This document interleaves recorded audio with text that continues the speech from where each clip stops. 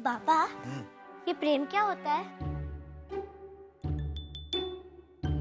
जब मर्यादा पुरुषोत्तम श्री रामचंद्र जी ने पहली बार सीता माता को पुष्प वाटिका में देखा तो उन्हें कुछ ऐसा ही अनुभव हुआ। अगर प्रेम हो गया फिर क्या होता है? फिर विवाह हो जाता है। हाँ, झांसी के राजा अपने लिए महारानी ढूंढ रहे हैं। क्यों? क्या उनका विवाह नहीं हुआ? अब ये तो पता नहीं, पर वो जिस भी कन्या से विवाह करेंगे उसे नृत्य भली भांति आना चाहिए। नृत्य तो नाचने गाने वालियों को आता है, क्या वो उन्हें महारानी बना लेंगे?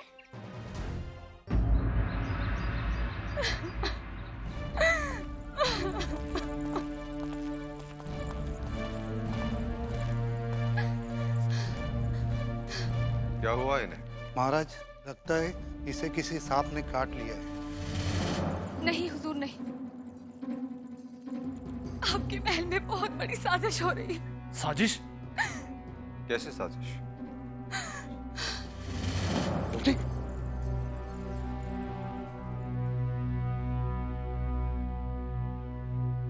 जो साक्षात कोमलता का प्रतीक हो उसके लिए हार सहन करना बहुत मुश्किल है। रघुनाथ सिंह। जी महाराज। वैद्य को बुलाइए। जी महाराज। मोती, मोती। अब तुम्हें महारानी बनने से कोई नहीं रोक सकता। बस अपना धैर्य बनाकर रखना। विष न मिलने पर तुम बहुत जल्दी विचलित हो जाती हो। विषी तो हम विष कन्याओं का जीवन है महारानी साहिब। उसका प्रबंध समय पर हो रहा है।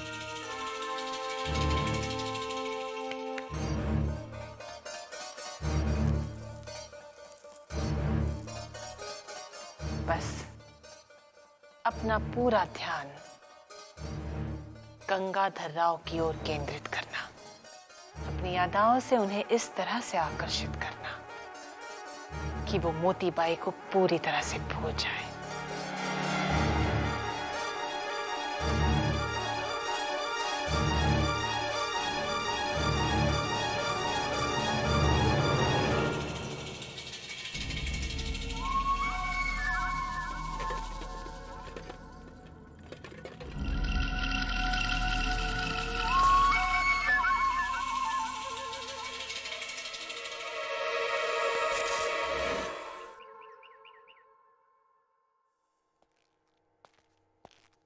बाबा, आप आजोबा के साथ नहीं जाएंगे? अरे मैं तो जाने के लिए तैयार था, परंतु श्रीमान सरकार वो तो अपना पेशवाई मान सम्मान भूलकर अकेले जाना चाहते हैं। हे देवा, ये संबंध बन जाए तो सारा बिठुर एक हो जाएगा।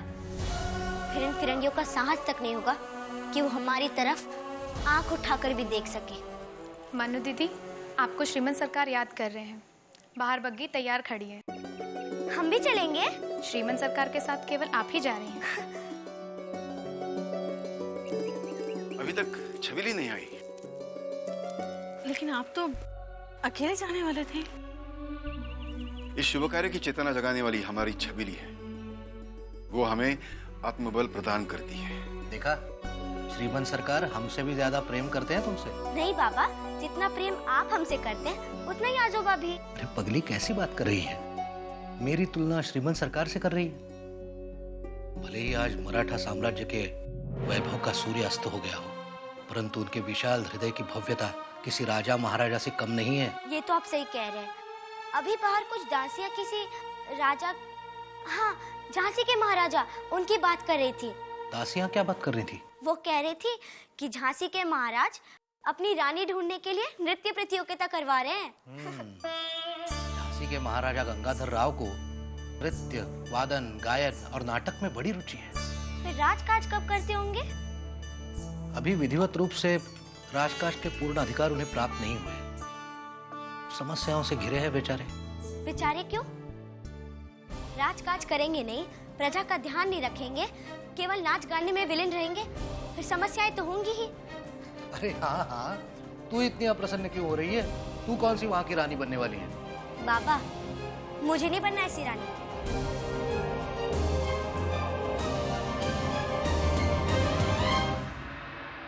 प्रधानमंत्री जी, जब हमारे समक्ष श्वेतांबरा की कुंडली रखी गई थी, तब आप सब ने एक राय होकर हमें पूर्ण सहमति जताई थी। और आज आप शंका व्यक्त कर रहे हैं। क्षमा कीजिएगा महाराज, सेवक को आपने परामर्श देने का अधिकार दिया था, इसलिए संदेह प्रकट किया है कि राजकुमारी श्वेतांबरा। संदेह और शंका बिना साक्ष्य के कोई अर्थ नहीं रखते।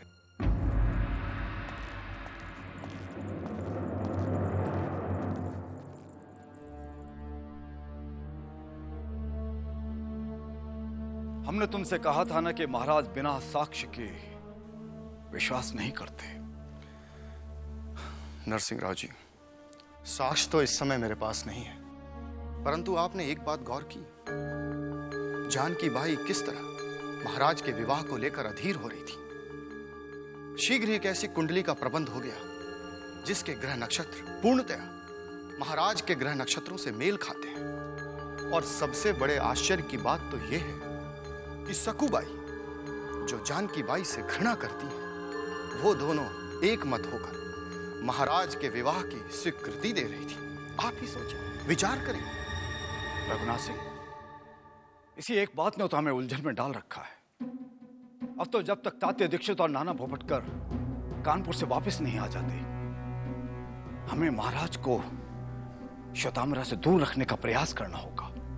परंतु उन दोनों को तो वापस कानपुर से अब तक आ जाना चाहिए था। कानपुर से वापस आने में इतना समय तो नहीं लगता। आखिर कहां गए होंगे वो लोग?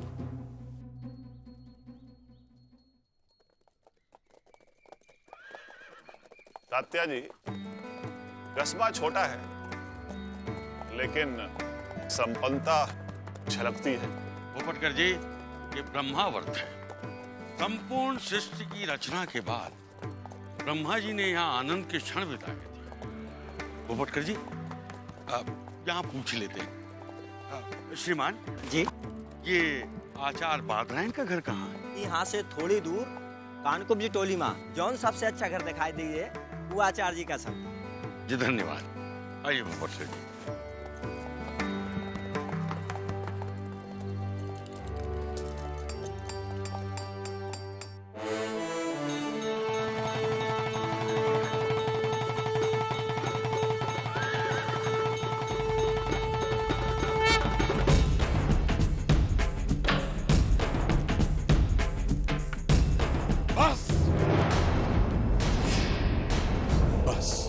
बहुत हुए उपदेश। हमने विठूर में आपका स्वागत किया एक अतिथि के रूप में, परंतु आप ब्रह्म धर्म का पालन करने की बजाय इस रासलीला में व्यस्त हो गए।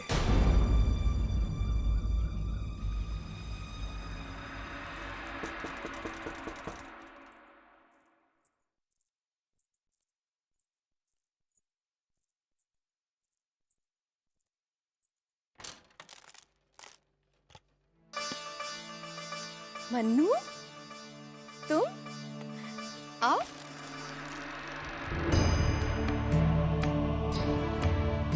महाराज, आप आइए। प्रणाम महाराज। हम आचार्य बादरायण जी से मिलने आए हैं, अनुमति है? पधारिए, आइए।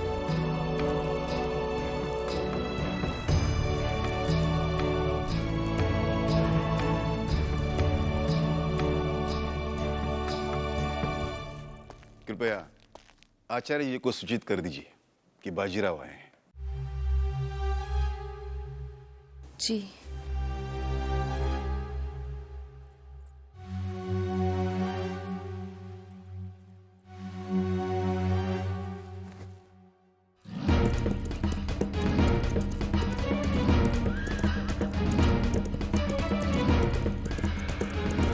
बाजीराव था लेकर मेरे द्वार पर आया है।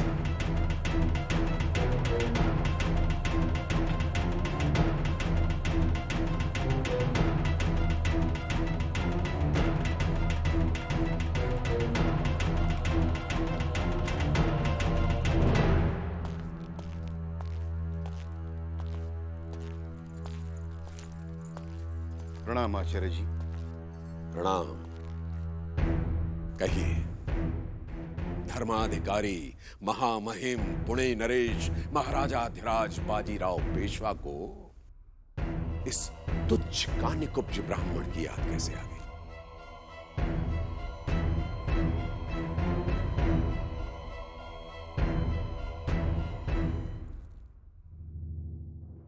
आचार्य जी, आपके इन संबोधनों में छिपा विष ये बाजीराव कितनी बार पी चुका है।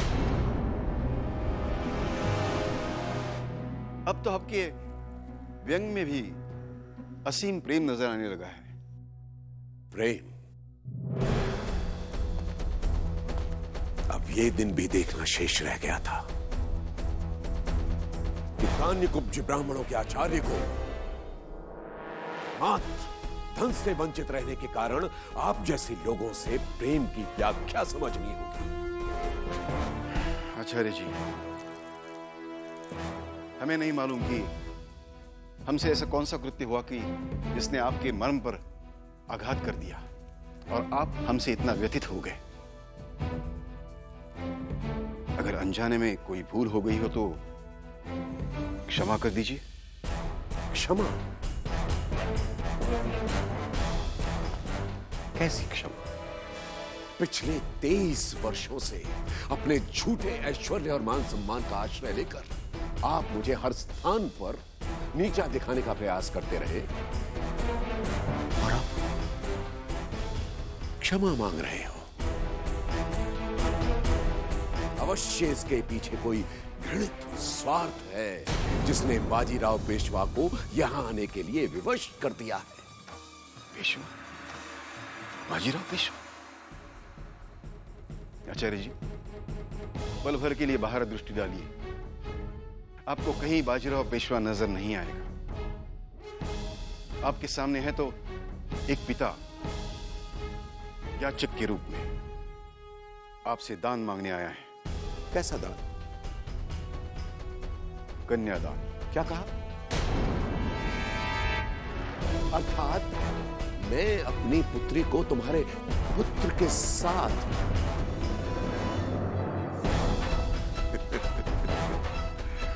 वाह!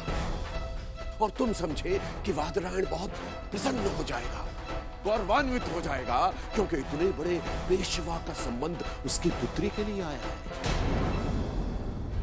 बाजीराव, तुम जैसे लोगों के साथ संबंध बनाने के बजाय मैं अपनी पुत्री को मेच्छों की भांति खोद कर गाड़ दूंगा, समझे?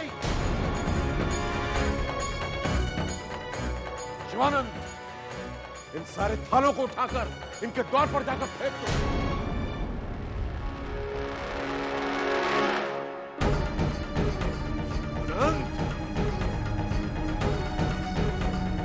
आचार्य जी, हमारे आजू भाई पिता बनकर आपसे याचना कर रहे हैं। क्या आप एक क्षण के लिए पिता नहीं बन सकते? वैशाली दीदी हमारे नाना भाव से प्रेम करती है। झूठ है ये। यशोदा, बुलाओ उसे।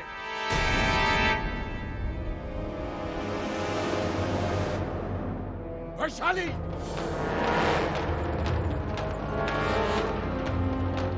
क्या कह रही है? हाँ बताइए वैशाली दीदी, क्या आप हमारे नाना भाव से प्रेम नहीं करती?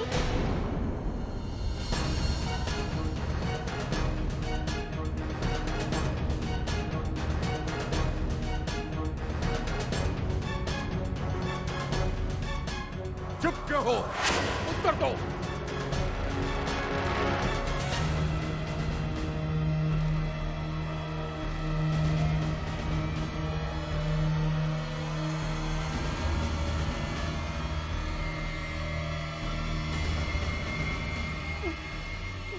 नहीं। वैशाली, तुम ये क्या कह रही हो?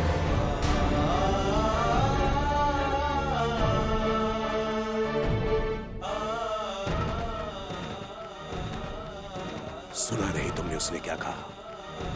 आज के बाद मेरी चौखट पर अपने पांव मत रखना। वैशाली, बताओ अपने पिताश्री को कि तुम मुझसे प्रेम करती हो। क्षमा कीजिएगा, हम अपने पिताजी के इच्छा के विरुद्ध कोई कार्य नहीं करना चाहते।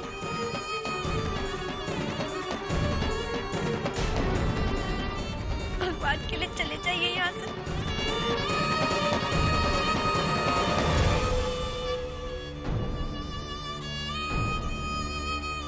सुन लिया तुमने? अब जाइए।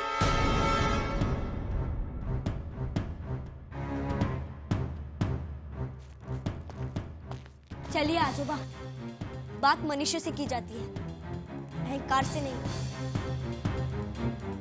मन्नू ठीक कह रही है बाबा साहेब, हमें भी ऐसे लोगों से कोई संबंध नहीं बनाना।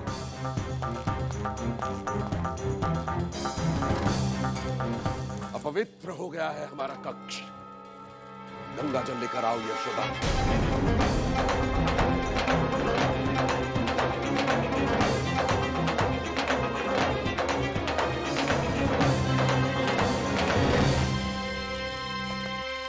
सुनिए श्रीमान, ये कान्यकुब्ज ब्राह्मणों की बस्ती यही है? ये बादरायण जी का घर कहाँ है? वो रहा पास में। हाँ, आइए। पोपटकर जी, ये संबंध शीघ्र बन जाए तो बहुत अच्छा है।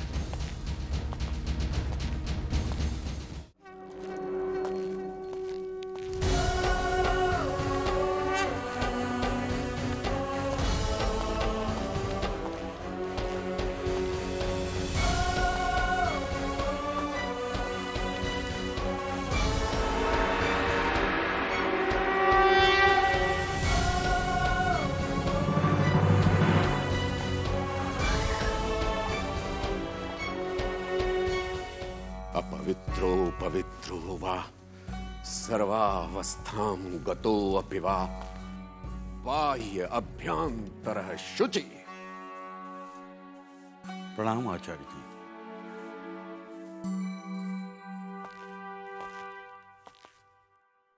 कहिए। आचार्य जी, हम लोग झांसी से आए हैं। आदेश दें। आचार्य जी, कानपुर के शास्त्री जी ने आपकी कन्या के बारे में बताया। क्या बताया था? बात यह है आचार्य जी कि हम झांसी के महाराज श्री गंगाधर राव के विवाह हेतु एक कन्या की खोज में कानपुर आए थे। वहां के शास्त्री जी ने बताया कि आपकी कन्या विवाह योग्य है। जी, आइए, पधारिए। आइए आइए आइए।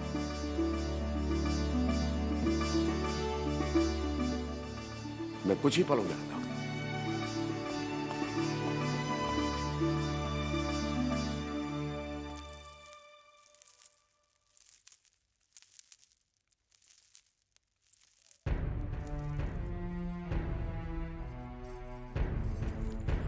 लीजिए, ले जाओ इसे।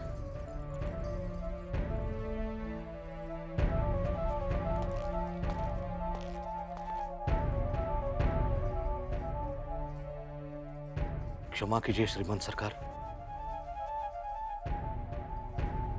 परंतु इस तरह दुखी होने से आपके स्वास्थ्य पर बड़ा प्रभाव पड़ सकता है। स्वास्थ्य? मोरोपन, 23 वर्षों से फिरंगियों द्वारा तिरस्कार अपमान तो झेल ही रहा हूं मैं।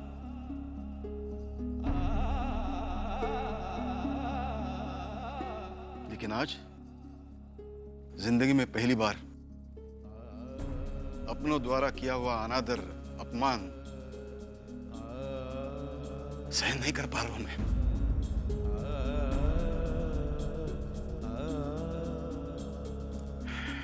ठीक है, जीवन के इस अंतिम पड़ाव में यही देखना शेष था।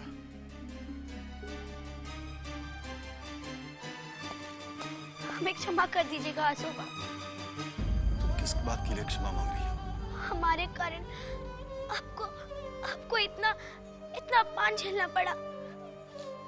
ना मैं आपसे कहती, ना आप मेरी बात मानकर उस अहंकारी आचार्य जी के यहाँ जाते। अरे नहीं नहीं बच्ची, इसमें तुम्हारा क्या दोष है? अरे तुमने तो दो तथाकथित समुदायों को एक करने की प्रेरणा दी है। तुम्हारे विचारों से प्रभावित होकर मैं वहां गया था, परंतु सच कहूं तो मैं हैदरान जी को भी दोष देना नहीं चाहूंगा। असली दोषी तो है अंधश्रद्धाओं से भरी हमारी परंपराएं और हमारी मान्यताएं, जिसने धर्म का आवरण डालकर हम दो भाइयों को अलग करके रखा है। और इसी बात का लाभ ये फिरंगी उठाते आ रहे हैं और उठाते रहेंगे। जब तुम्हारी सोच आम आदमी तक जाएगी ना, हिंदुस्तान में इन फिरंगियों का अंतिम दिन होगा।